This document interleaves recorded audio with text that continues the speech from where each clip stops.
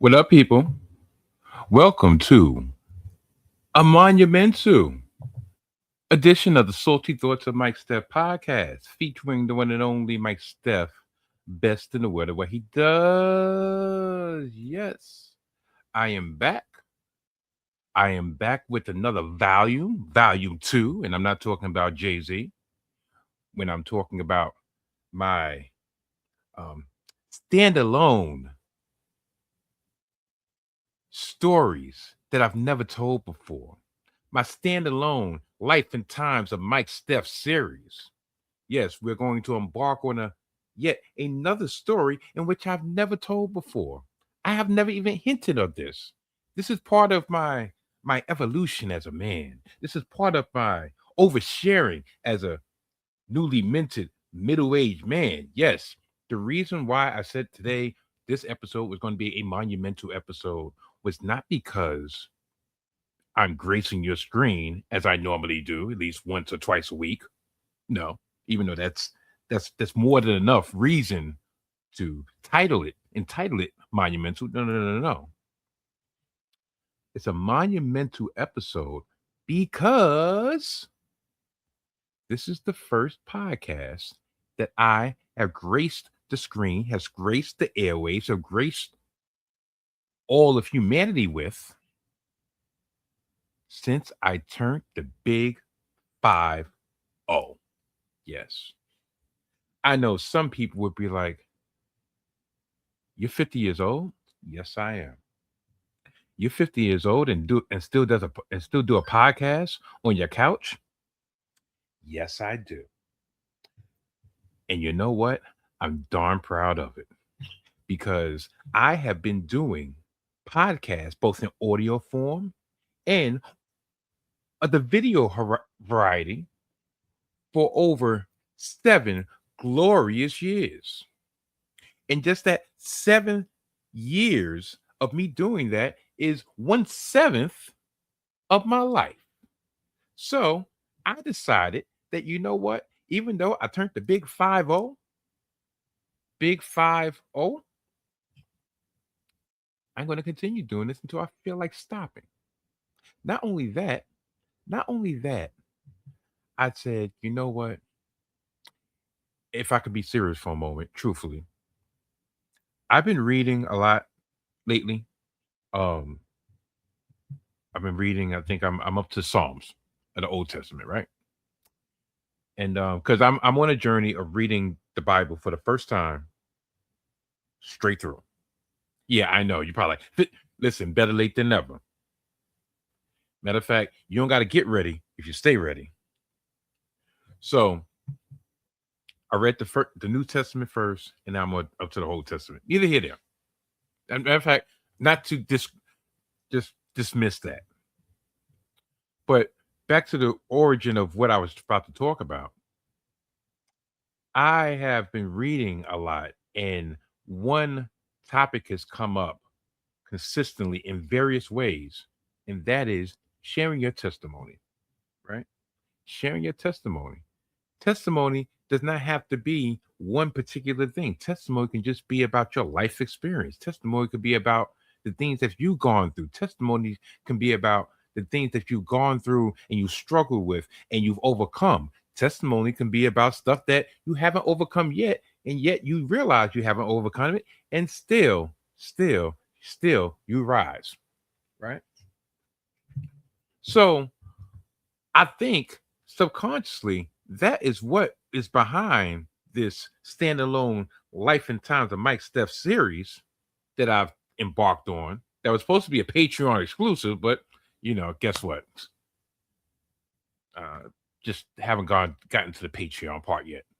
But regardless, I figured I'd give you a sneak peek, and then I could put it behind a paywall. And if you really, really, really are interested in getting more, more um, gems, more nuggets of experience and perseverance and just inspiration, then maybe you'll plop down $1 for Patreon. But it's not about the money. It's not about the money.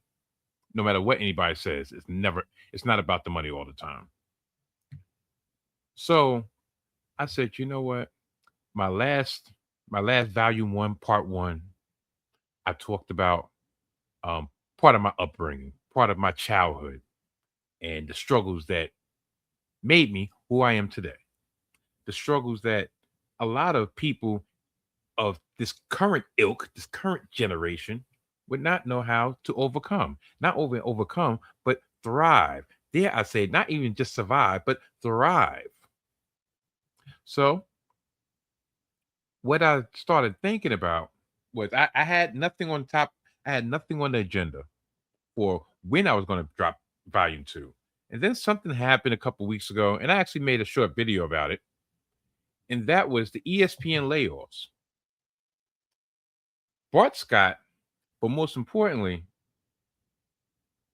Brian Clark were fired. Yeah, laid off, fired from ESPN in a mass round of not just ESPN layoffs, but Disney as a whole. We're talking about all divisions: ESPN, ABC, Disney, the whole nine. People in front of the screen and hundreds of people behind the scenes. And there was some type of controversy. Well, some people took Ryan Clark to task for how emotional he was when talking about him being let go. He being fired, not only being fired, but being humiliated, being embarrassed by being fired midway through his shift, midway through his show. And I ended up being on both sides of the equation. I could understand why people were saying, yo, you got your own platform to pivot. Why are you on the pivot welling up in tears talking about, yo, I didn't think it was going to happen to me. You know, I compromised some of my beliefs. I compromised some of my teachings, and I still got fired. Not only that, I never thought they would get rid of me, embarking on this big season of NFL football in which ESPN and ABC and Disney are actually hosting the Super Bowl, and I am not one of, but the best football analysts that they have, network company wide. I never thought it would happen for me to me. I should have saw the signs, but I didn't see the signs.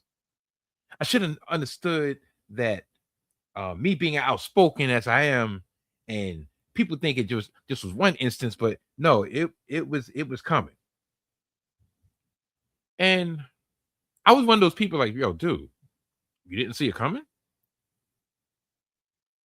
But not only that, you are blessed enough to have the means to be able to land on your feet, presumably. You also have another platform, another outlet in which you own totally. So while this might be a setback, it's not the end of it's not the end of your story. It's not the end of the world. It might be the end of your world up here, ego wise, arrogance wise, but in reality, it's not the end of your world. What about the people that literally was living from check to check? They got the pink slip, the little pink slip in their cubicle, realizing that that week, that day was their last day. They had children, they have mortgages, they have rent, they have college, they have wives, they have husbands, they have all types of expenses that maybe they're missing a check or two would not allow them to keep their head above water, because everybody that works behind the scenes is not rich.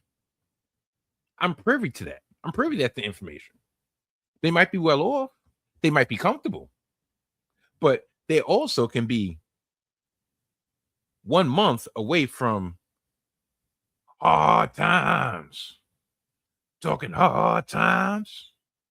You want to see hard times? Big boss man, TM. But not to make light of the situation, but I'm being as real as I can be with dashing in a little humor, right? So I say all that to say, because if you want to get my thoughts my initial thoughts on what happened with Ryan Clark. Go in the archives, check out Ryan Clark and Bart Scott out at ESPN. Mike Steph gives his take. Yeah, it was a good one. But when this got rehashed a couple days ago, when the fallout is still emanating on various platforms, I start thinking. I even thought at that time, but I started thinking the last couple of days. I'm like, yo, I've been fired once. Yeah, I've been fired once. I've lost two jobs. I've lost the job right before a child was born or right after a child was born on two different occasions. But more importantly to this, I have had the mentality in the past of these dudes can't afford to fire me. Without me, this place will burn to the ground. Without me, they'll actually have to do some of the grunt work. Without me, what are they going to do? And I thought this when I was in my early 20s. I'm talking about 21 for the first instance and 23 on the second instance.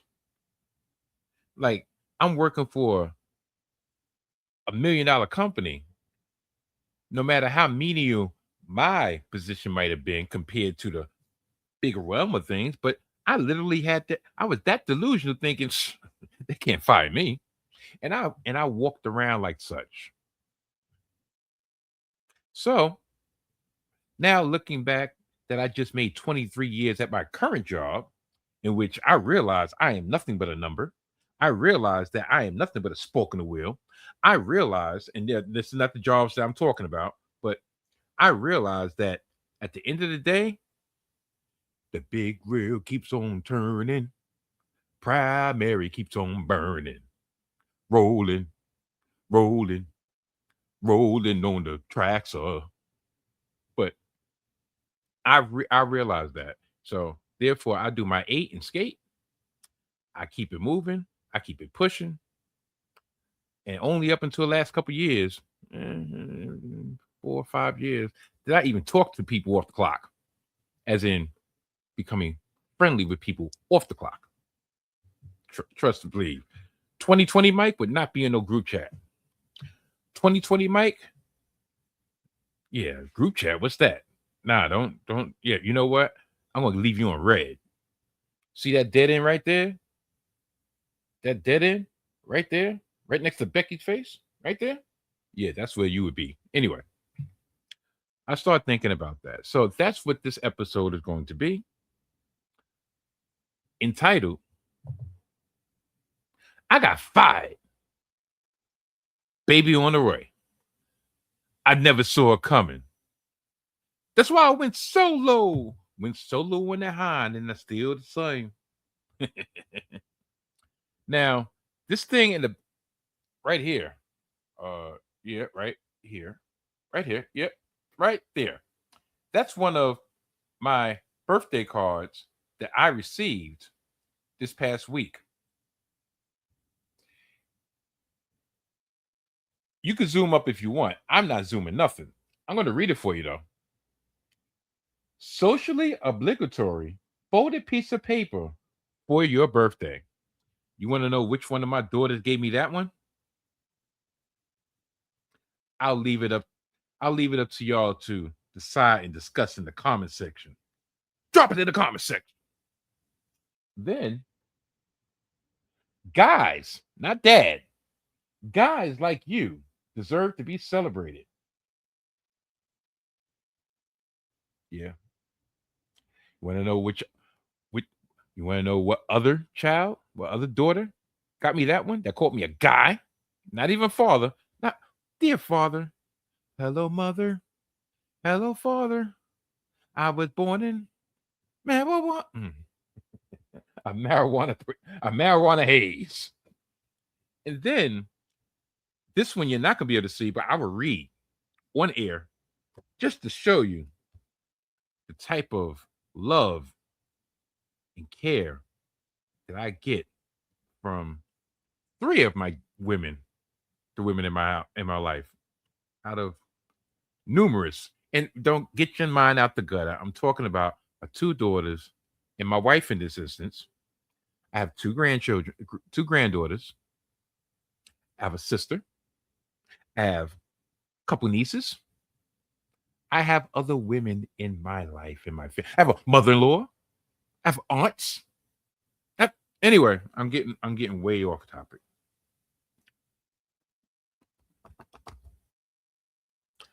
I love you when you're serious. I love you when you're not. I love you when you're chilly. I love you when you're hot. What you trying to do? She trying to say I'm hot in the hot in the hot in the bottom. I love you when you're sweet. Mwah. I love you when you're in a grumpy mood. Salty. I love you in your fancy clothes. I love you when you're nude. Of course you do. Of course you do. Why you think we got 4 kids? Shoot. The nude part, matter of fact, it doesn't even have to be in a nude. It just has to be one part exposed. I continue. I love you when you're sharp. E equals MC squared. And when you haven't got a clue. Listen, this is where falsity is starting to come into the picture. The reason isn't hard to guess. I love you because you're you. Happy birthday. That was from my lovely Mrs. Ooh. Yeah. So this is a celebratory occasion. And because I'm in such a jolly mood, I am going to actually be benevolent, even though the person deserves it, the topic does not. But I am going to be the benevolent Mike Steph, as I ought to be, and I am going to set up for another edition of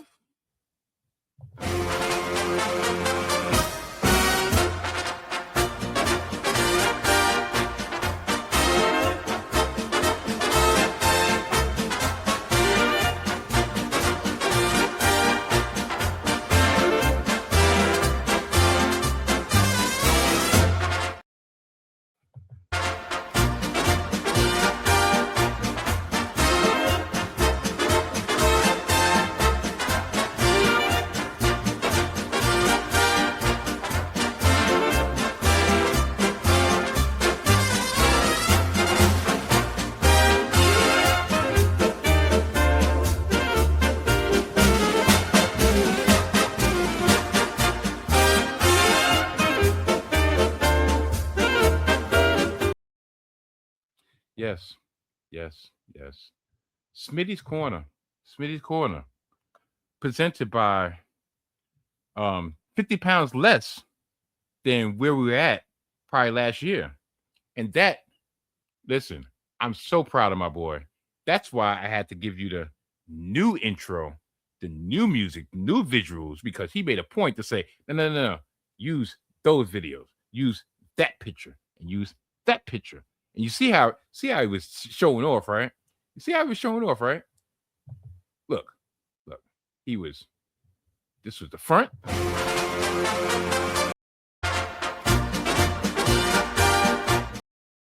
And that was the back. Yeah. He wanted y'all to get the full 360-degree vision. All right. Enough about Smitty, even though this is his corner. Like Barksdale, Avon Barksdale, or like Omar. I don't know. Or Um. Anyway, y'all get it.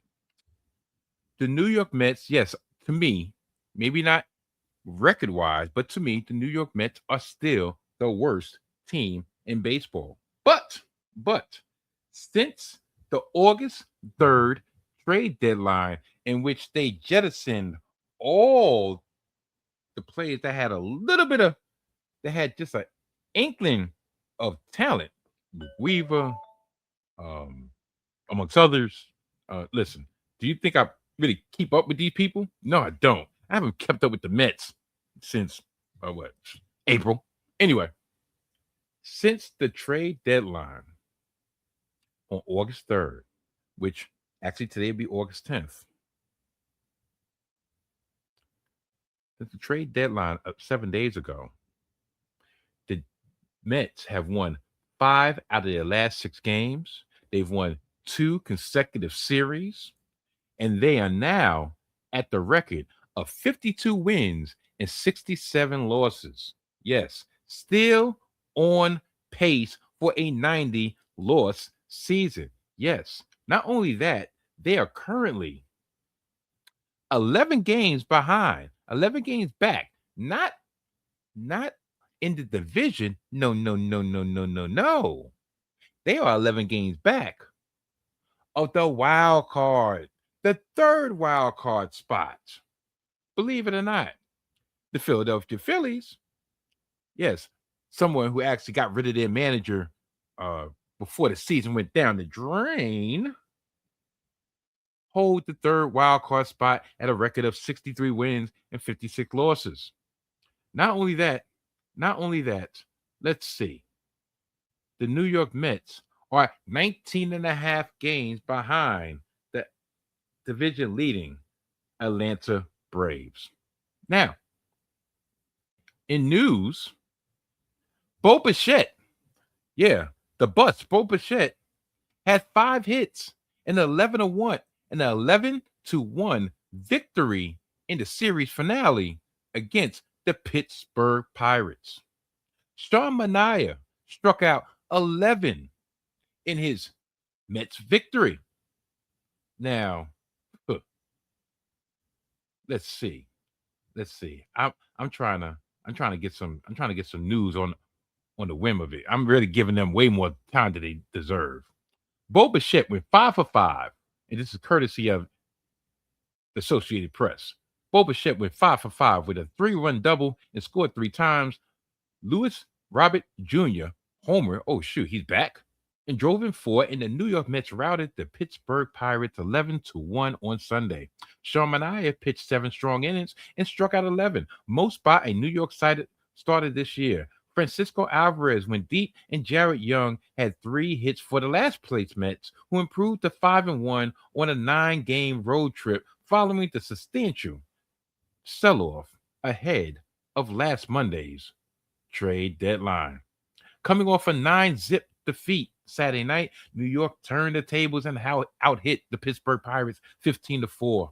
Bichette had a bases-loaded double in the 4th that pushed the lead to 8 to run.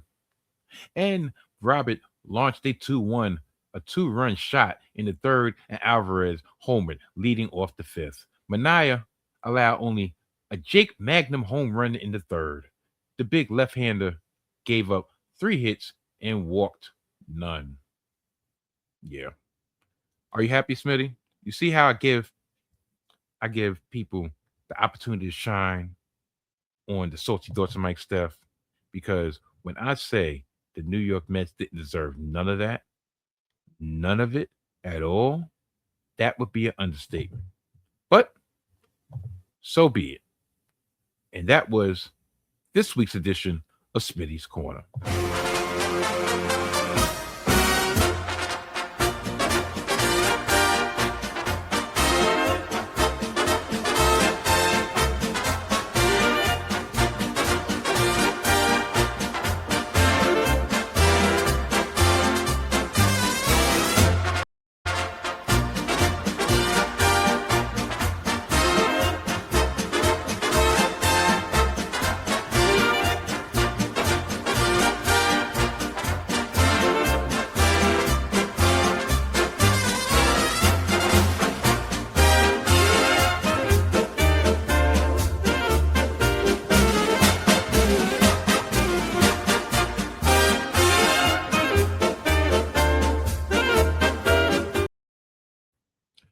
Yeah.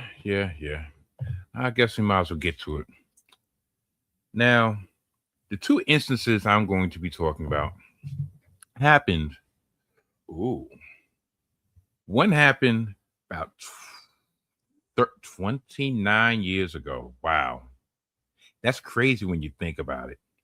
1997 was 29 years ago. It feels like yesterday. It really does.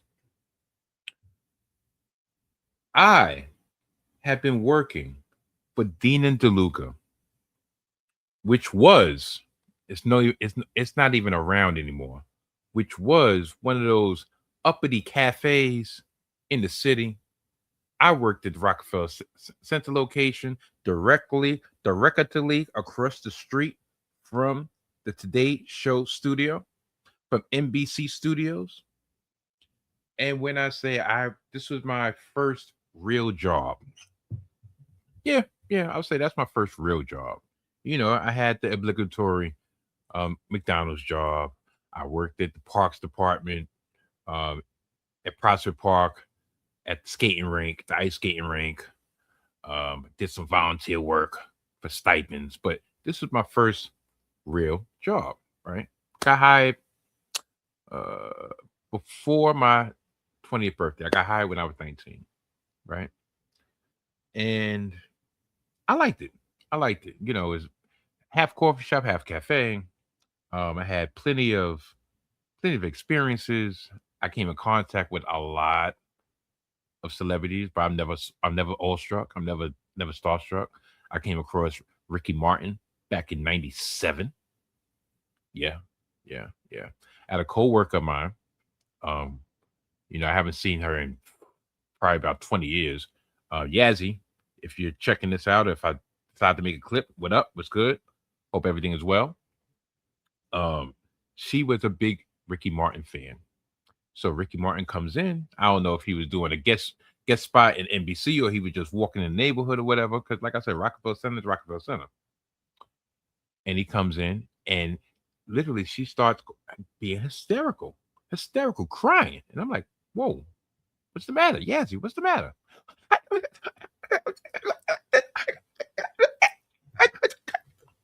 And I'm like, okay, English. So he was able to communicate that. And I say this because she was so overwhelmed with emotion. She speaks English, just so nothing gets misconstrued, right? So she was able to communicate that Ricky Martin. Ricky Martin was part of the original Menudo, the craze in the 80s. It's like a cannonball. It's like a cannonball. That's the only song I remember because all the other ones were in Spanish.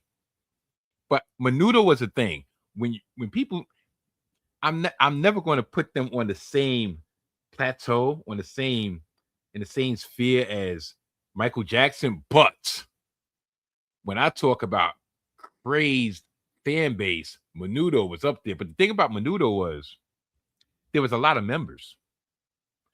I think it was a 5-member group, but they aged out. So like when they got like 16, 17, they got the boot and they put another 14, 15-year-old in there. Ricky Martin was part of the original, right? Which is, was he part of the original? Couldn't have been. But regardless, he was part of Menudo, right? And she communicated, and I'm like, okay. She was like, what is autograph? I'm like, all right, go and get it. No, Mike, Mikael, can you go get his autograph? I was like, all right. Listen, I had swag before swag was a word. I'm from Brooklyn. I wasn't nor am I intimidated by nothing. And stars, okay. And listen, he's sitting in some place that I'm walking. We're walking on the same ground. Ain't nothing problem. No problem with that, right? So I go up to him like, listen, excuse me, not to bother you and everything, but see that see that young girl back there behind the counter. Um, she's a she's a big fan and she's nervous. So she asked me to come over and see if I could get an autograph for her. He was like, "Yeah, sure." He was like, "But under one condition." I said, "What?" He said, "She gotta come and get it herself."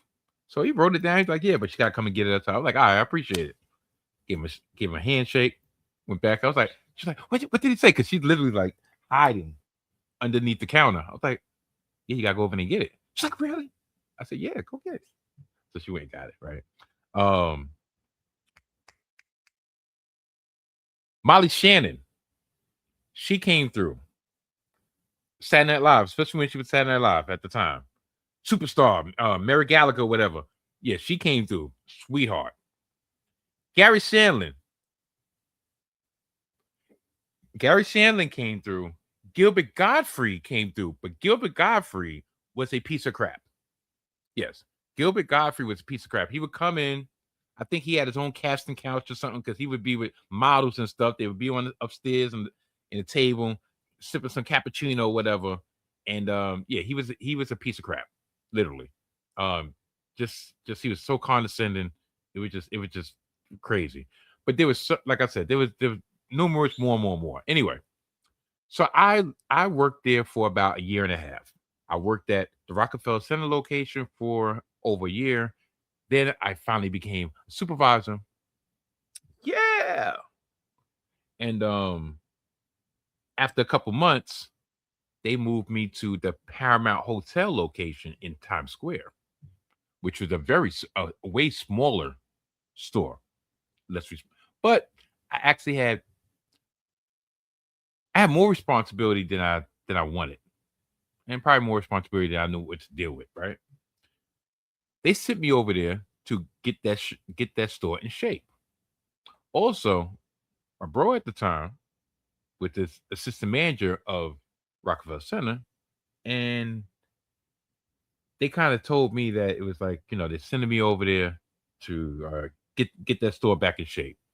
District manager comes through, yeah, his name is Dennis or whatever. Yeah, I need you to do blah blah blah blah, take care of you. Now, mind you, I think I'm making 8,000 an hour, if that, probably was seven. I don't know, but it's 96, 97. I'm counting tens of thousands with my hands at night. I could Paramount hotels not making much. Pretty much they got their rush in the morning. That was it. You're in the middle of Times Square. Nobody's going to Dean and DeLuca little cafe till 8, 9 o'clock at night, right? Especially for food. But in the morning, go down there, get a coffee, get a bagel, whatever. It was pumping in the morning. Anyway, I say all that to say this. I get over there and I'm think I'm big man on campus, right? So the two people that was over there just hired a general manager, and he's looking at me like, "Yo, why is my boss telling me that I have to listen to you?" He's my boss, but both our bosses are telling him that he needs to listen to me. Fine. So there was already a conflict, right? Then he came in and he started making his moves. So he promoted uh Porter and made him a supervisor. Fine. I'm helping everybody out, and to me, my thing is I'm holding everything together, right? So the cut to the chase. I thought I was indispensable. I thought that nobody can hold me down. Oh no, I got to keep on moving. So I started acting as such. Come in when I want, or pretty much, just delegate. And I'm laughing at people. Like I'm wilding. Cause I'm thinking they put me over here. So that means they must need me over here. They can't they can't live without me. Long story short, something started coming up. And I felt like I was about to be set up. Now, the big part of this particular story is my oldest son, Nakai, he was 2.5. This is going to be his technically his third birth. I mean, his third Christmas. His brother, Mikey, was on his way. his brother Mikey was going to be born that January. This is December. I'm I'm I'm thinking I'm the big man. Like I got bread, I'm taking care of my wife. Well, taking care of my girl at the time, soon to be my wife, children, my child. Um, I'm still doing me. I'm which go. I'm the Henny King. I'm living it up for what I thought was living it up.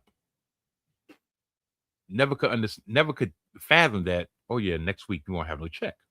Now this wasn't a firing. This was me having to get out of a situation because I felt like somebody was about to leave me holding the bag. Some scandalous stuff was going on, and when I realized what was going on, I said, you know what? I got to make a decision. Do I stand here and be left held in holding the bag, or do I make a preemptive strike and get out of here first? What made that decision easier was this one night for about a good 2 months straight. The closing supervisor was supposed to come in, right? I was opening, he was closing. Now I was going to college at the time, so I was only working Thursday, Friday, Saturday, Sunday. Or was it Friday, Saturday, Sunday, Monday? Might have been Friday, Saturday, Sunday, Monday. Yeah, I think that's probably what it was. And so Saturday, Sunday, pretty much how close Friday, open Saturday, open Sunday, close Monday. Saturday and Sunday, all of a sudden I'm getting stuck doing 6 o'clock in the morning to midnight, 18-hour shifts. Come back, do it again. So one night I was like, you know what? I have a feeling I'm being set up. So I called Friday night. I'm like, yo, such and such. Yo, I got a family situation. I need you to switch with me. I need you to close. I need you to open, and I need me to close. I can't get there. I can't get there 6 o'clock in the morning. He was like, I don't know, Mike. I don't know. I'm gonna have to call such and such, see if he could do it. I don't know. I'm looking like, dude, every time for the last 2 months, you've been calling with the sob story. I haven't said nothing. I've been thinking, but I haven't said nothing. Because at the end of the day, what I'm gonna do? I can't leave the door. I'm stuck. So he said, I don't know. I'm gonna call such and such, right? Now, this is in the primitive days of call waiting. Especially if you have one of these conference call type deals and you click over, if you didn't press the right button, you could actually hear the conversation on the other line. So he calls the general manager and he's like, yo, you never guess what happened, son. So general manager's like, yo, what up? He's like, yo, guess who's on the phone talking some sob story, talking about he got a family situation. Like who? Yo, that nigga Mike.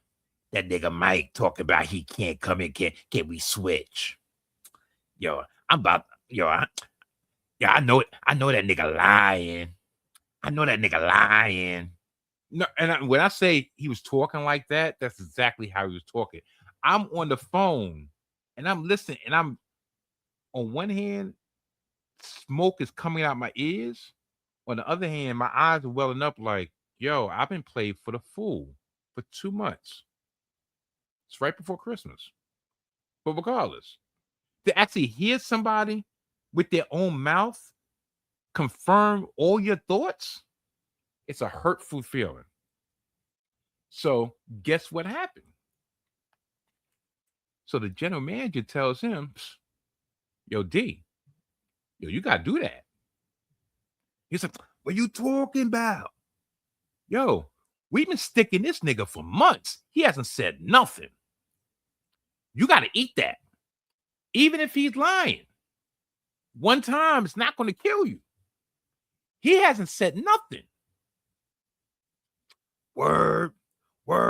Yo, these dudes were going to West 4th playing basketball tournaments, going out of state, doing all types of stuff, leaving me stuck at the store for 18 hours. and then going back home for 3 hours and coming back up to do another 18. To hear it with my own ears. It took all my strength not to say anything. So he was like, all right, Mike, yo, I hope everything works out, son. I'll see you tomorrow. I got you, son. I got you. So I go to work that next day. And I'm looking at him. It's almost like I see red, but I'm like, yo, I can't do it. I can't do it. Right. So go in. But all this going in my head. Now, so like I said, some unscrupulous stuff was going on. They promoted such and such girl, he was tapping one of the girls in the job, the general manager. So he promoted her to supervisor. Now, the store only needs 2 supervisors, a morning and a night. We already got a morning and a night. That means now we got 3 supervisors for 2 slots. One is the boss's girlfriend. The other one is the dude that they've been sticking me, that they've been hanging out with, sticking me to just pretty much babysit the store. If there's anybody that's going to be missing or going to be left without a chair, it's going to be me.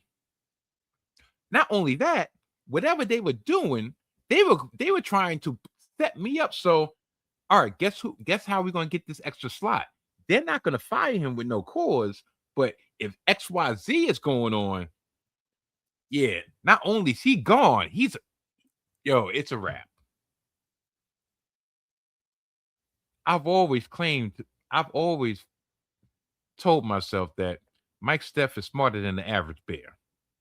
And this goes back to a saying that I said, I think last episode, or maybe the episode before last. The smartest person in the room is the one who realizes he is not the smartest person in the room. I saw what was going on. I'm like, oh, y'all trying to get me. Y'all trying to line me up. Bet.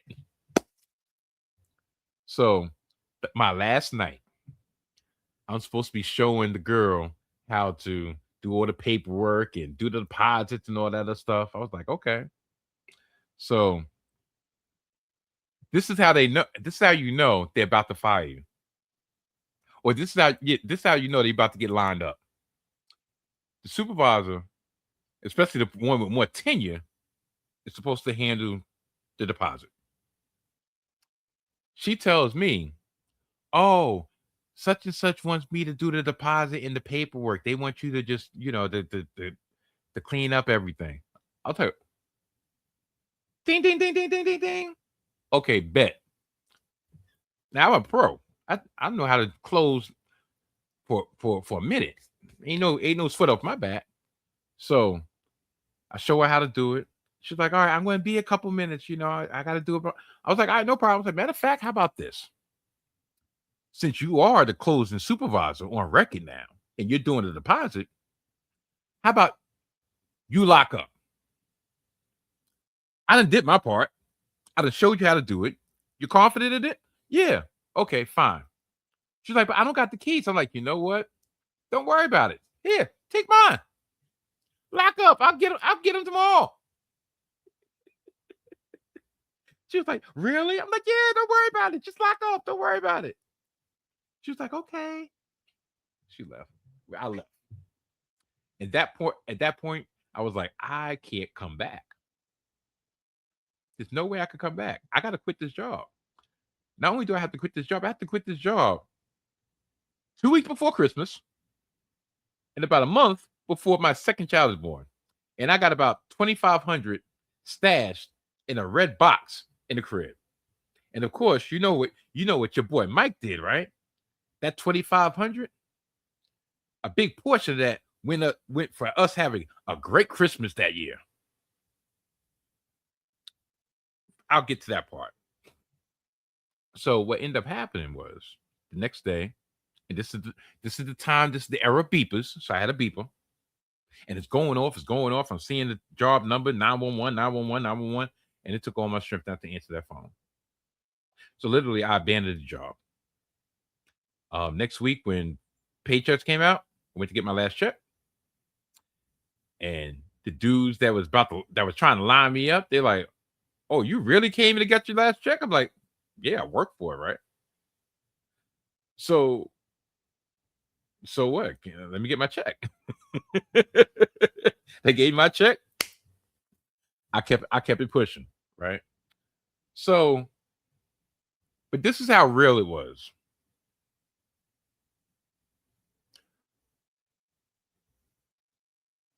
January 14th was the day that I became a father of two sons, right? The day that the second son was born, do you know how much I had to my name? I had two rolls of nickels. Yeah, I'm not exaggerating. I had two rolls of nickels. And anybody knows about rolls of nickels, which a lot of people probably don't nowadays because there's a change shortage. Neither here nor there. No, I think there's especially a penny shortage. Whatever. Rolls of nickels come in $2. $2 a roll. So I had $4. It was so real that I had to take some of my Genesis cartridges. Yes, Sega Genesis games down the block to the video game spot, sell some of my Genesis cartridges, Genesis games, to pick up our child, my wife now, and which go to our second child home from the hospital. Yeah, I did not get another job until when I think March. Start working at Oval Pond because that was my lane right then and there. Um, that's when I saw Jay-Z for the first time. Whoopee. Actually, I think the Oval Pond I was working at was like right downstairs from Rockefeller. When it was on like what, East 17th between 5th and Union Square, over in that area. Stayed there for maybe like a month. Stopped. Then shoot. Then I worked this. Did I work at Stop? No, no, no, no, no. That's the second story. Um, yeah, did Oval Pond for about a month or two, stopped, and then end up working at this other spot in Union Square. Like I worked all around Union Square in those days. Stayed there for a couple years. I mean, a couple years, couple months, stacked my bread and kept it pushing. But that was part one. That was first job that I left. I won't say I got fired, but uh, listen, when you get boxed in the corner, you have no choice but to just say, that's just as good as being fired, right? Now, the second job that I got, the one I actually got fired from, this was the year 2000. I started working at this job in 99. And once again, I got to a point where I thought my doodle don't stink. Literally. Um, yeah, I just thought I was the man, right? Now, I had coworkers that became friends. We would party while we at work, and then when we got off, we would go hit the bar up, stay there until last call, go to an after hour spot, usually somebody crib, and I get home like 6, 7 o'clock in the morning on a continuous basis. Like we were rolling so hard that when we called ourselves, me and Yazzie again, because we ended up working again later down around there. Um, when we caught ourselves not drinking, we started having she started having the alcoholic cider, which I didn't know at the time what it was, and I called myself having a white Russian, and that was my non-alcoholic drink, even though it had alcohol in it, but it wasn't straight shots of Hetty. But like that's how hard we was going, right? But um, this is on the Upper West Side. The place was called Zando. or X and O together, right? And it was a good time. It was a good time, you know. Um, I ended up becoming a supervisor again. And let me just state this for the record. All the jobs that I had that I was some type of supervision wasn't for the power trip. Wasn't for the power trip at all. Because anybody who knows me know, well, anybody who knows me or how I work, I want to do the least amount possible. And that's not being me being lazy. It's just work smarter, not harder, right? So part of working smarter and not harder is you get a promotion. So therefore, that cuts down the amount of people that could tell you what to do. As long as the job gets done, that's all. A lot of times, that's all that matters when it comes to the bosses. The job getting done, your duties getting done. If you have a unorthodox way of getting things done, but they get done and there's no heat, no problem.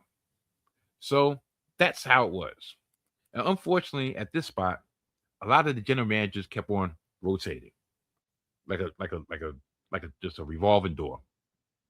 And so a lot of things fell on the supervisor just pretty much to hold things down, right?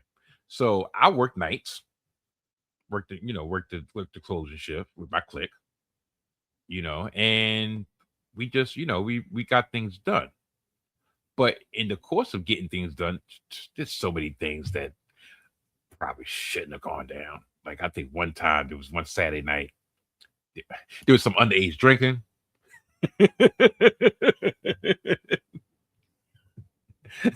um, not this way, this way. I just turned the blind eye, like, shh, just listen. Brown bag it.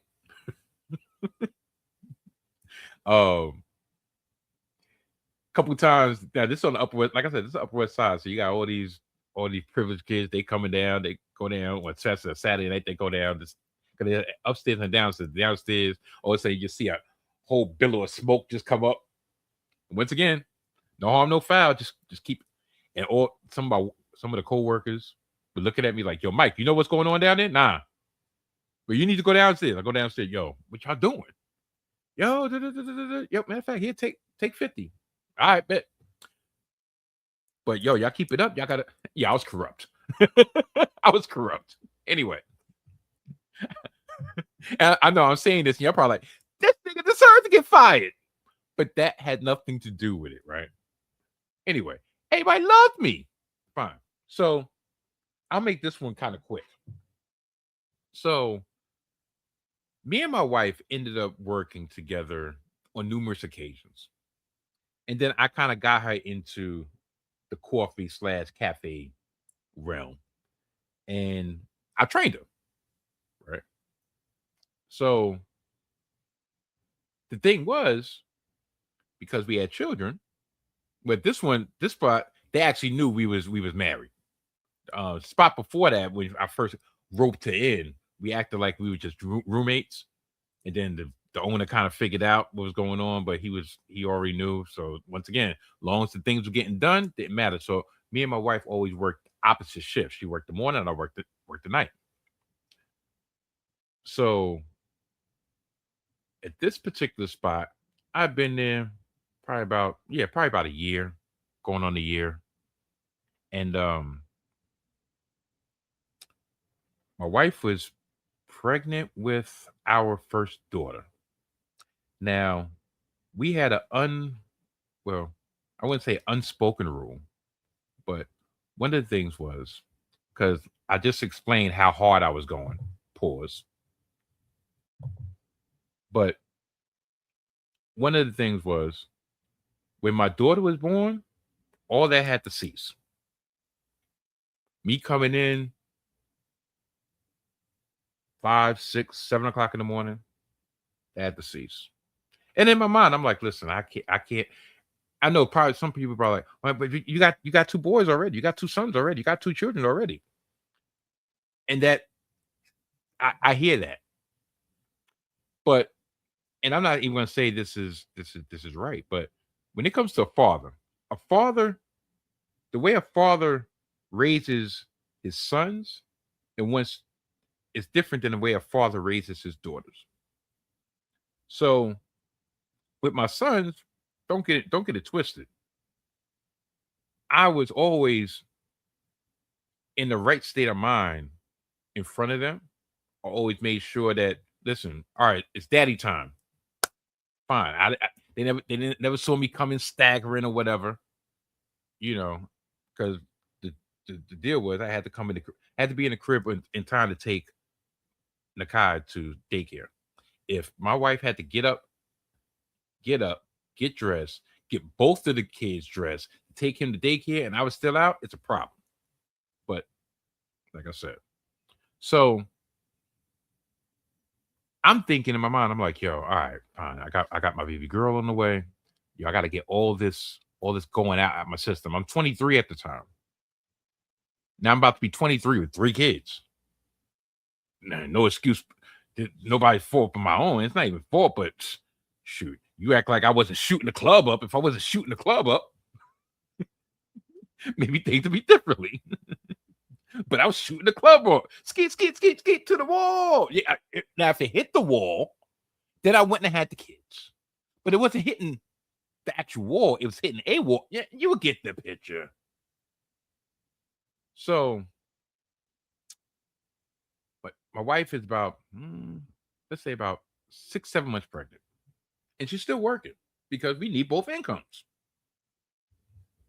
And during that June, no, I'm lying because Mia was born the end of May. So during that April, the general manager at the time, this dude named Steve, he's a transit cop right now. If I got 20 some odd years, he got 20 some odd years. Cause we kind of started at the same time in different realms of the system, so to speak. So Steve started hiring all these teenagers because his mind was, because they was constantly on him about percentage. He could hire multiple teenagers at minimum wage and give them 2-hour shifts. For them, if they're getting discounted cappuccinos and frappuccinos and such and pastries and such from in the neighborhood, 2-3 hours a day, 3 days, 6-7 hours a week. Okay, that's a little pocket change. They not really need the money, they just there. So imagine my surprise when I come in for my shift and I see about 5 or 6 teenagers with their thumb up their behinds, figuratively, just standing behind the counter. I'm giving everybody the grill because I had this routine because it was used to be about a 5-6 block walk from 72nd and Broadway to the spot. I think it was 76th and Broadway. So about 4 or 5 blocks from the train station, but they were long blocks. So I would listen to wrestling themes to get myself psyched up. And I'm not embarrassed to say it. I used to listen to Triple H, The Game. The Game. It's my time. It's my time. It's my time. So before I was a dweeb. Before I when I got to the corner of the when I got to the corner of the block, right before I crossed the street to go into the store, I would take a swig of water. I would stand there and I would literally do the Triple H spit. Then I would come in and I would look at everybody behind the line. I got headphones on. I can't hear not a darn thing but the themes in my head, in my ears. And I'm looking at them. So this time I looked at all these teenagers and I'm like,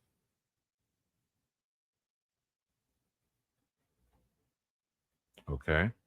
I go downstairs to change and to clock in. Guess who I see coming up the stairs with the crate of milk? 6 gallons of milk in a crate. That's right. My 7-month pregnant wife. Are y'all out your effing mind? I told her right then and there, today is your last day. You're going on maternity leave. And I went downstairs and I tore the assistant manager and the general manager a new one because my thing was at the end of the day, God forbid something happens to my wife, something happened to my baby girl, based on y'all having her work and carry and strain and all this stuff. Right, I got all this cheap labor behind here doing nothing, but I will f all y'all up, and then when y'all heal, I'll f y'all up again. Y'all can't find me. Am I wrong? Get that paperwork and have her fill out that paperwork now. Now, mind you, like when it comes to total bone, I'm the low person on the total bone when it comes to management. I'm the supervisor. I'm the shift supervisor. But that's how I was rolling. I'm like, what you gonna do? You gonna fire me? You know how many secrets I know? Dude, you walk around with a flask full of top shelf Hennessy, 9 o'clock in the morning. And you even asked me, did I want some? I chose not to. Now, at the end of the night, did I take a sip out that flask? Yes, I did.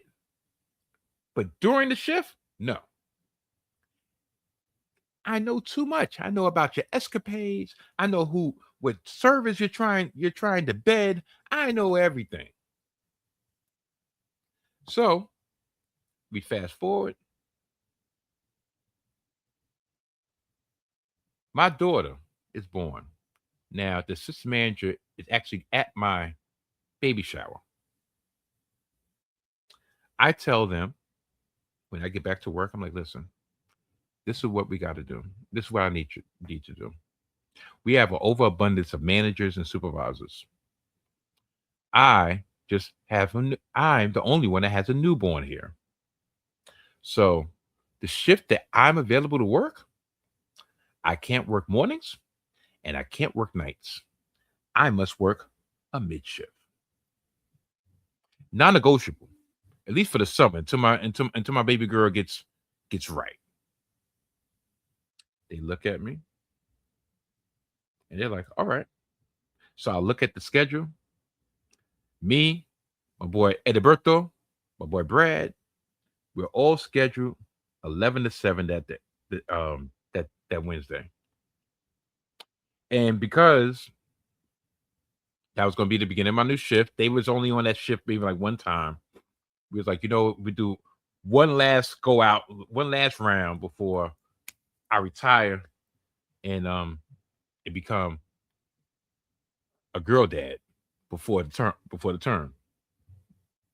So imagine my surprise when I get up that Wednesday morning to take Nakai to school, take Nakai to daycare, and the general manager calls me. He's like, "Hey, Mike." His name was Jose. "Hey, Mike, what you doing home?" Like, what you mean? What I'm doing home? On my way to take my son to daycare. No, you were supposed to open. I said, no, I wasn't. Yes, you were. You got to get to work. I said, yeah. I'm like, listen, I'm not supposed to be to work until 11.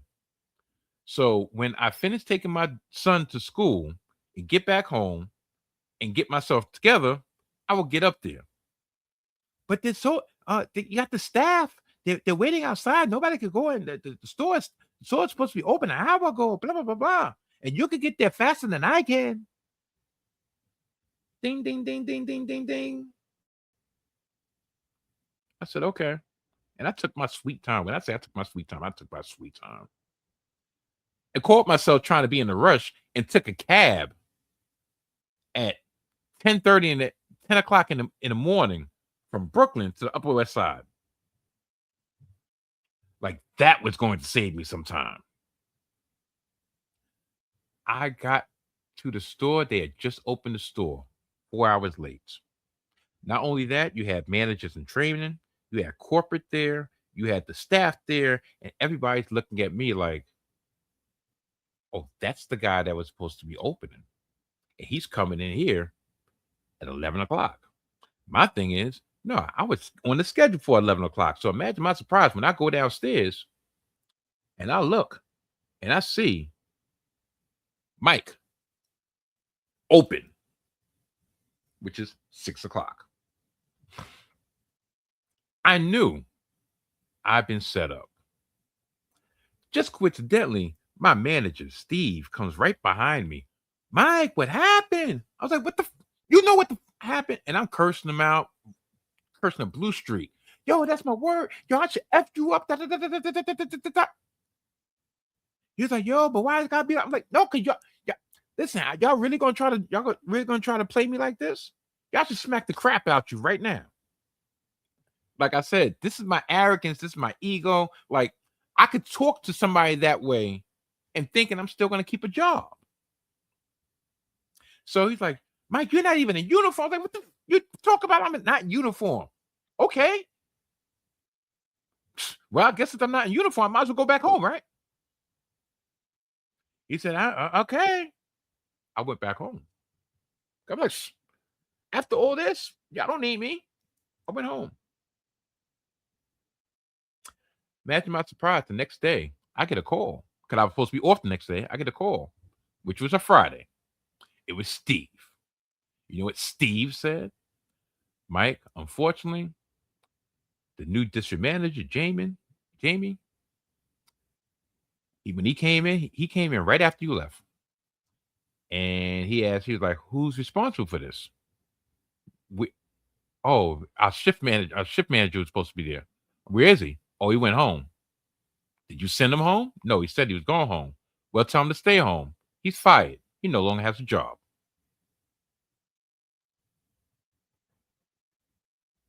Okay. Well, I was giving you a call on Friday. I figured I'd give you a call and let you know that this is going on instead of waiting until tomorrow for you to come in and find out in person so you can get a head start on your unemployment. I was like, wow. Okay, bet. Got out the phone. And guess what? I tried to get a head start on my unemployment. I can laugh about it now, but yo, that first the only time I had dealt with unemployment. Shoot, the unemployment check was just enough for me to have car fare, to look for a job, and for a box of Pampers for my newborn daughter. That was my unemployment check in the summer of 2000. 2000. I went up there the next day to pick up my check. Coincidentally, you see, I'm always losing my job, right? Pay week, right? So went to pick up my check, and not only that, it was almost like I was a security risk. They did not let me in the store. They met me at the door of the store and told me I had to stand there. One person had to stand there and wait with me while the other person went and got my check. Now, this is one thing I will say about my people that I worked with back then. Um,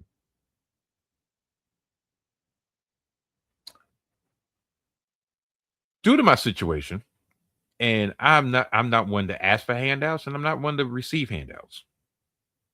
And tell you the truth, it took all my strength to receive this. Do you know that they literally took up an offering in a glass piggy bank from all the regular customers and co-workers, and everybody signed the piggy bank. And yeah, yeah, it was about good $200 in the piggy bank, um, which is touching. I appreciate that. Back then, I probably was like, "Yo, what y'all trying to say? What y'all trying to say? Yo, y'all trying to call me a broke nigga? Y'all trying to say I can't take care of my kids?" Well, the reality was I was a broke nigga that was taking care of his kids, but still, $200 in 2000, that went a long way. So I say all that to say this, to put a red bow on this, or a big bow on this. Getting fired is never fun. Getting fired when your arrogance blinds you to all the signs, that's a whole different level. To bring everything full circle, Ryan Clark didn't recognize the signs. He didn't realize that maybe they're just not into you anymore. Maybe one of these things don't look like the other. Just maybe you're being lined up to be embarrassed. On my respect, on my end, my hubris, my my zest, my immaturity, my altered states at times left me blind to the fact that I'm only making 7, 8 thousand an hour. No matter what responsibility they gave me, they would never really pay me requisite of the responsibility that I had. So therefore, okay. But also that made me expendable. I took it as, well, you're getting cheap labor and I'm giving y'all all this. Oh, y'all not gonna fire me. Guess what? Tell him he went home. Oh, he went home. Tell him to stay home. He no longer has a job. Multiple times I came up to pick up my wife. 'Cause my wife came back from maternity leave, and much to my chagrin at the time, she went back to work there. But what I'm supposed to do? Nah, don't go back there because I got a grudge. I got a vendetta against them. No, get that money. Now everybody's new regime comes in, they merge, and it's a happy ending to the story. New regime comes in, they merge, and everybody's, complimenting my wife. Like, oh, which guy, you know what, you're such a great worker, blah, blah, blah, blah, blah, blah. You do everything perfect and spec and everything. Yo, who trained you? My husband. Oh, you should bring him in. Oh, he worked here before. What do you mean before? Yeah, he worked there. What happened? Y'all fired him. Wasn't me. Well, the job. The company fired him. Why? Da, da, da, da, da, da. You know what? That was the old. Bring him back. I'm going. I'm going to set up an interview for him to come back. I think I'm coming back at the level that I'm at. But I was humbled. But I'm trying to come back at the level that I'm at or higher. Because literally, I got the interview and the guy told me straight up, all right, listen, that's all good and all, everything you told me. Listen, I got this position, it's a regular position. Take it, leave it. What you want? And I don't even know why you would take it. Why you want to work here so bad? Why you want to be a manager so bad? I said, because I deserve it. Why do you deserve it? I'm going through the whole thing. He's like, all right, well, that's nice and all, but this is what I got for you. Regular position. I wouldn't take it, but if you want it, it's yours. I was like, all right.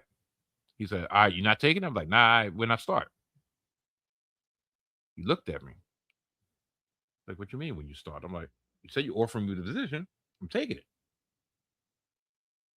He's like, okay. He's like, may I ask why? I said, listen, I have 3 children. I can't afford to be turning down jobs. I have enough confidence in myself that where I left off at, I'll just climb my way back up. And that's what I did. I climbed my way back up. It took about took 2 years for me to climb my way back up. I never was able to become manager, but at that point in time, it didn't really matter. They put me at a spot. It was pretty much we called it. It was literally called the black store because we had a black general manager, a black assistant manager, and a black shift manager. Me. Um, yeah, and I did the darn thing. You know, um, persevered. Yeah. Had humble pie plenty of times but at the same time, I knew there was 2 times that I was without income, with children. What was I supposed to do? Listen, I wasn't. Listen, I had a 9 to 5 didn't mess with pies. I had a 9 to 5 didn't believe them lies. It was what it was. Listen, that wasn't me. I wasn't out. I mean, I even thought about it. I tried it. Not the pies part. Tried selling some weed. Couldn't. You want to know why? Because I smoked it. Straight up. Straight up. Bag it up and everything. And while I bagged up, I was like, "Ah, good. Now I got them. All right, those 2 be for today. Those 3 be for tomorrow. Da da da da da da." You know, sure. I bought the weed, so why can't I smoke it? But regardless, that wasn't me. That wasn't me. I was about getting my bread, and I was about getting my bread in a certain way, and just that wasn't me. And plus, the people that I might have came that had to come in contact with, they knew it wasn't me, so they wanted to make sure that I wouldn't take that. I mean, there's plenty of couple people I asked like, "Yo," it was like, "Mike, no, that's not you. Don't even do it. Not you. I'm not even going. I'm not even going to introduce you to anybody because that's not you." I was like, "All right," but I say all that to say perseverance. So we got to the very end of this story, and the end of this story is this: my current job that I took a test for 5 years prior. This was '98. After my first instance of not having a job, and actually during the time that I was looking for a job, um, friend of the family, the late Mr. Artie, um, had me in his office. We was looking, getting my resume together, and came across an ad in Daily News for this particular job that I work. He was like, "What do you think you consider doing that?" I was like, "Yeah." He was like, "You sure?" I was like, "Yeah." He was like, "So if I pay for the application, you'll take the test?" I'm like, "Yeah." He was like, "All right." He's like, "Just take." All I asked, just take the test. Don't waste the money. I was like, "All right, no problem." Took the test. Took them 5 years to call me. So I'm at Cozy at the time, and they um they call my grandmother. And by this time, we split in the time between here and Pennsylvania. Wife and kids in Pennsylvania. I'm still up here working, whatever. And they um they called my grandma because that's the number that I had. So that's the number they had on file. And my grandmother calls my job, and she's like, "Michael." It's like, "Yes." She's like, "Guess what? Such and such called." Like, really? She's like, "Yeah." Um, said, "You got the job." I said, "Really?" I said, "Yeah. You got to go down the mall between 9 and 12 to do your final paperwork, blah blah blah blah, and get your." I was like, "Word, okay, thank you." So just so happened, I was about to go on a 2 week vacation. This is '03. Uh, July '03. About to go on a 2 week vacation. So I pick up the phone. I tell my bosses, I'm like, "All right, I got good news, I got bad news." They was like, "What?" I was like, "So my general manager, his name was Terry. He ended up looking out for me later on, and and looked out, which girl hooked us up with opportunity. My assistant manager was Richard. Unfortunately, he passed away years ago. Before we ever had a chance to have his filet mignon. Richard was cool, cool in the gang. So I told him, I was like, "Well, I just got news that I got this job that I was waiting for." It's like, "Oh," it's like, "Where you start?" I said, "2 weeks." They said, "Oh, congratulations." They're like, "What's the bad news?" I'm like, "It's not really bad news for me. Bad news for y'all. Well, not y'all, but the company as a whole." It's like, "Okay." I was like, "Well, today's my last day before I'm about to go on vacation, right?" It's like, "Yeah." I was like, "Well, so I officially give you my 2 weeks notice." They was like, "Okay." I was like, "So that means today's my last day."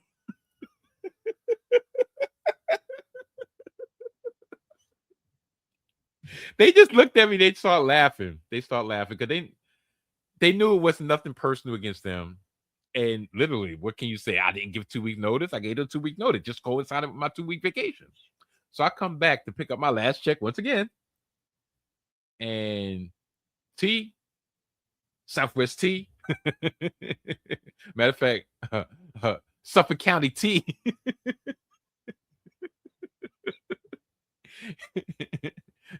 I wear my black ass home into the, oh, I'm a fugitive.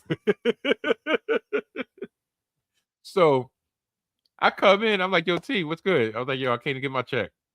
Here's the keys, whatever. So I go in the office, I look at the schedule, and I see my name. I'm like, yo, T, why my name up there? Well, Anthony, who was the district manager at the time, like Anthony went to know if you could help us out because he felt like, y'all you didn't give us enough, you didn't give them enough notice to get your replacement. I was like, that would be a negative. No, because this dude, Anthony, who I actually trained, he was a management manager in training. I trained him when he was doing his training, when it came to the hands-on stuff. He had told T a couple times, like, yo, Mike gets no more raises. So I was at whatever, I was capped out. Yo, Mike can't get no more money. And oh yeah, cut his overtime too. So I'm commuting back and forth. Cut my overtime. You told me I can't get no raise. And I'm supposed to do you a favor. Not only that, they had me supposed to be working there until 10 o'clock that Sunday night when I'm supposed to be at training 8 o'clock that Monday morning. If you don't kiss my grits, nah, I ain't doing that. So T was like, yo, I ain't gonna lie.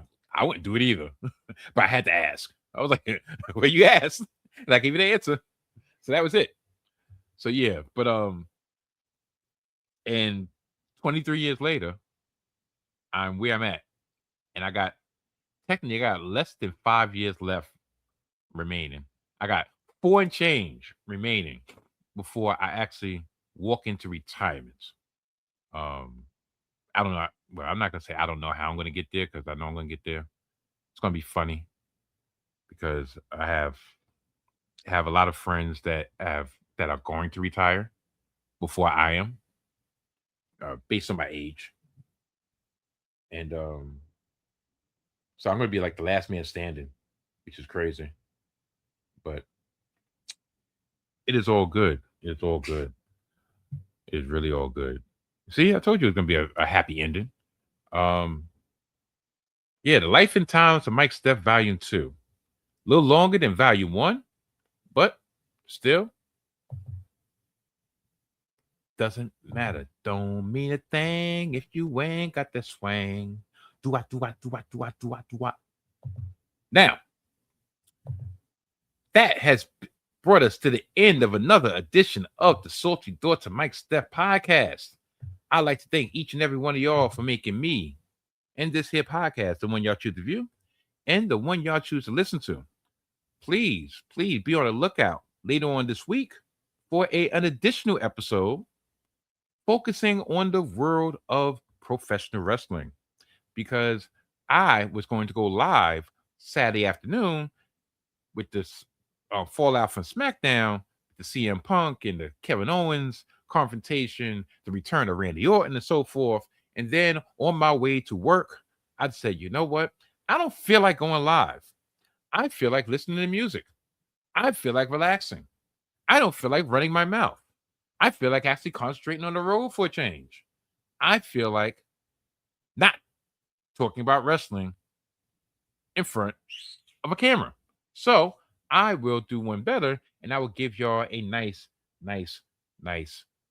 episode talking about wrestling, talking about what I was going to talk about Saturday, plus a little bit more because some other things came out. So yeah.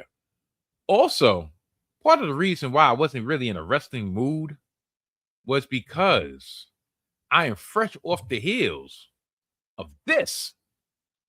Yes. You want to know what that is? I'll tell you what that is. That is my album cover. That is my project cover. Glenda's Baby Boy. I might not have mentioned it a lot of times or shoot, hardly ever on the podcast, but on my social medias, Instagram, of course. That's my social media choice, and TikTok, but mostly Instagram. I have been counting down to Glenda's baby boys dropping for months. When I say months, I mean months. It's a cool story behind it, and I'll probably talk about at a later time. But Glenda's baby boy was never supposed to come out. Glenda's baby boy was originally entitled Year Three to Reality because year three of sobriety, so forth. Now, during the spring, the early spring, my mother's birthday is May 17th. And I started thinking, and I was like, listen, my mother would turn 82 years old this year. This is next month, September, will mark 20 years since her passing. This year, I will be turning 50. So she was always in my thoughts. She was in my thoughts very strong, very, very strong. So I said, you know what? I am going to not even turn about face, but I'm going to switch directions on this musical project that I was getting together, which I already had probably about 10, 12 tracks already done. And I said, you know, I'm going to start from scratch. And the whole premise is going to be around me turning 50, me missing my mom, me thinking about growing up, my surroundings, family members that are no longer here, loved ones that are no longer here, and most importantly, my spiritual growth. Um, yeah, every year has been something added to the catalog. Not musically, but I'm just talking about. I'm saying that metaphorically when it comes to me. You know, with sobriety, trying to battle my demons, um, trying to overcome my depression or manage my depression, manage my anxiety, um, become a better human being, become a better husband, a better father, a better friend, just overall improvements, right? And I said, you know, this past year, matter of fact, I'll say these past 6 months in particular, um, I've really been on a journey spiritually. So, like I mentioned at the very beginning, journey of reading the Bible front to back, not skipping anything. I did the New Testament. I'm now to the Old Testament. All started with a lady, Trinity lady, she gave me the Book of John to start with, and I read it, and then Book of Proverbs, and I read it, and then I befriended a close brother of mine now, brother Pang.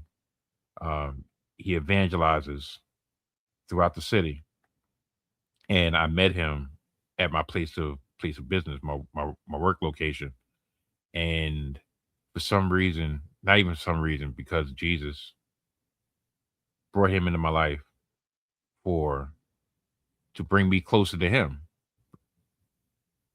to understand, to um just form a relationship, something that I had never done in the past consistently.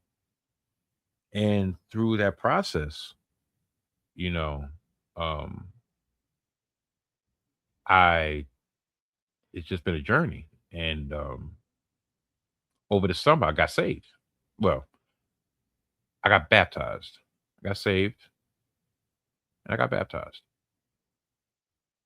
This is my first time saying it publicly. It's not, and it's not anything for me to be ashamed of. No, it's just like I'm the type of person that just likes really leans on. just having actions speak louder than words. So um yeah. So me saying, yeah, these things happen without the actions backing them up, they mean nothing, or their actions, but they're not being backed up. So with that being said, I never really, I mean, I touched on them a lot of times in my music, but I never really merged them. And this part and this project actually wasn't intentionally. It's just music to me is getting my feelings out, getting my emotions out, and putting them in a way of rhyme, right? Putting them in a way of enjoyment for me, right? And this project to me was probably the most about me that there ever been. I wasn't concerned about, oh, does it got a bop to it? I wasn't concerned about, oh, which chord. I won't say I wasn't concerned about flow because I'm always concerned about flow, but a lot of tangible things that I used to be concerned about, I was not concerned about when I was doing this project. I was concerned about the message. I was concerned about not even the message, but my words, my feelings, my emotions. And it's 6 tracks, 5 plus an intro that was short. Um, it's available on Bandcamp right now for free, free 99. That's right, free 99. And please give it a spin. Let me know how you like it. Let me know if it speaks to you. Um, it also came around a time and what actually gave me inspiration, believe it or not. I started listening to a lot of Flea Guard. No, no, yeah, yeah, Flea Guard. That's true, right? Yeah. So for I don't know, his music kind of not even I actually started liking it. I really, really, really started feeling it. Flea Lord. My bad. Flea Guard. Flea Lord. Lord Mob. All that, all that click. Flea Lord, Ransom, OT the Real, um, 38 Special, besides all this other stuff that's been going on. That type, that vibe of music. And it inspired me to spit. It really got to what wanted to share with everyone. So that's that's one of the reasons why it's free because it's more. I'm not. I don't want a profit, but also not really supposed to get a profit because none of these beats are original. Um, but they might be new to you because, shoot, tell you the truth, they were new to me, and then I realized that these songs, some of these tracks, some of these instrumentals, like 5, 6 years old. But they were free. They were new to me, and they spoke to me. So Glenda's Baby Boy. I plan on dropping part two September 3rd. Don't hold me to it because I was supposed to drop this on my birthday and it came out 2 days after my birthday. But that would be free 99 also. And please give it a listen, give it a spin, download or stream, or just listen to it. It does. If you want to download and you can't for some reason you can't get the download on the site, just holler at me and I'll send you a download. I told y'all it didn't matter if I was putting this on Patreon, if I was going to send it to your Gmail. Y'all gonna get these bars, y'all gonna get this music, y'all's gonna get this work, and that's what I wanted to do. So I was able to do it. You know, um, will I go for track by track breakdown? Maybe, maybe, maybe I will, but um, not this edition because I did not. I really didn't plan on this being over like 95 minutes, but it was what it was. Before I get out of here, please check out my bros from Gimmick Infringement, Winchester McDowell, dropping each and every late Sunday night, early Monday morning with the latest in pop culture, latest in movie reviews, latest in WNBA talk and opinions, latest in professional wrestling. But regardless, check them out on the 19 Media Group YouTube channel. Check out the young OG, Desmond Powell. Happy Born Day. Check him out on the Mid Post, dropping each and every Tuesday during the NBA season and even in the off season. But regardless, check out Desmond Powell, the young OG. He's always in his pocket. He's always on the square, and he is one solid brother. Please check him out also on the 19 Media Group YouTube channel. And last but not least, certainly not least, please check out me and the Mojo King for Hidden Gems Football. We are just starting on our preview of each and every division in the NFL. We dropped the NFC West preview. Up next is the NFC South preview, dropping sometime this week. But you know how it goes. If you want to know when it drops and be the first ones to see it, hit that notification button once again on the 19 Media Group YouTube channel. Shout out to Gerald Brown. Shout out to Warren Shore. Shout out to Cal Lee. Shout out to the whole 19 Media Group. Salute, salute, salute, salute, salute. And with all that, I'm going to get up out of here because I just want to get up out of here. But before, one last shout out, and that's to my sister. Yep.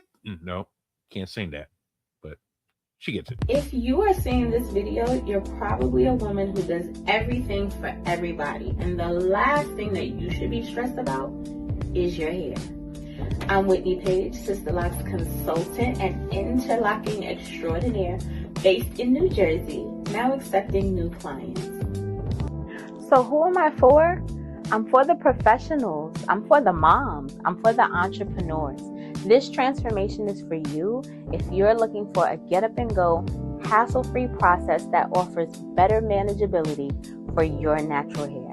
And if you're the woman who values her time, quality, and professionalism, this is the chair that you need to be in. Many years ago, when I was pregnant with my child, I suffered a very deep depression. And the only time I ever felt good was when I got to go and get my hair done. It was transforming. And I wanted to be able, I decided then and there that I needed to create that space for other women. And that started my hair journey. So here we are, 17 years later, and I don't just provide hair care, but I make sure I provide an environment where you come and you feel tranquil and you feel soft, just for the moment. So when you come sit in my chair, good hair is a guarantee. But more than that, it's a moment for peace and tranquility, a moment just for you. Looking forward to seeing you.